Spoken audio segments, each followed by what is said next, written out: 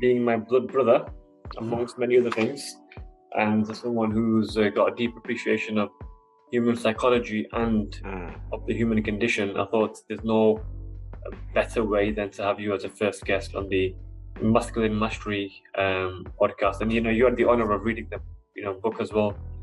How did you find it? Well, firstly, it's an honor and a privilege to be the first guest. No, just in terms of the book itself, I think it's something that's deeply needed, especially from someone with your background. You started from nothing.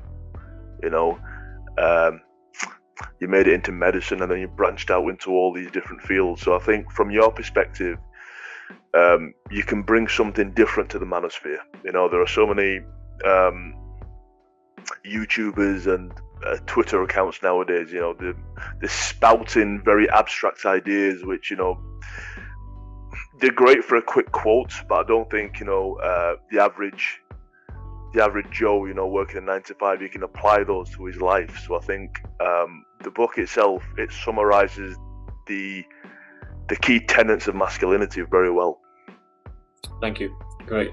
That's good feedback. It's still a work in progress in terms of refining the next chapters, but I thought concurrently we could run the podcast series as well as get the book out as well. And what does modern masculinity mean to you? I think it's a tough question to answer, really, because trying to quantify it is very difficult. For me personally, masculinity, modern masculinity is a mindset of how to tackle life's problems.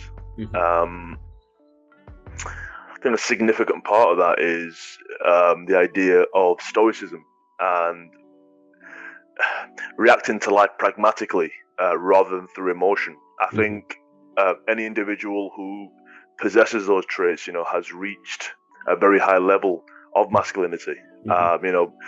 Reacting to things logically,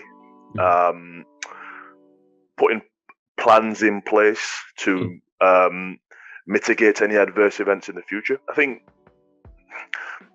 that mindset of doing things when you don't want to do them, it's an all-encompassing thing, so it's very difficult to just pinpoint one thing. But for me, the good part of my 20s was spent trying to develop this stoic mindset of how to deal with the ups and downs of life. And I think for me, that was my transition into this whole manosphere space, and the whole definition of masculinity stems from there, really.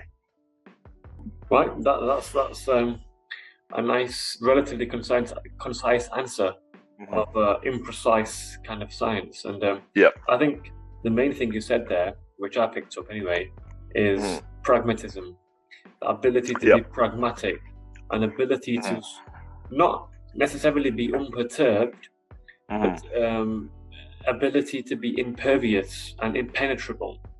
You will get shaken, of course, but you don't let that trauma of life, you don't let life's vicissitudes and ups and downs penetrate your deep core, and your core remains, firm. Your resolve and resolution remains firm and consistent. You might get sidetracked somewhat, but you never fall down. You might sway on your journey, but you never let emotions dictate your next step. And I think what you said there, it's quite fitting.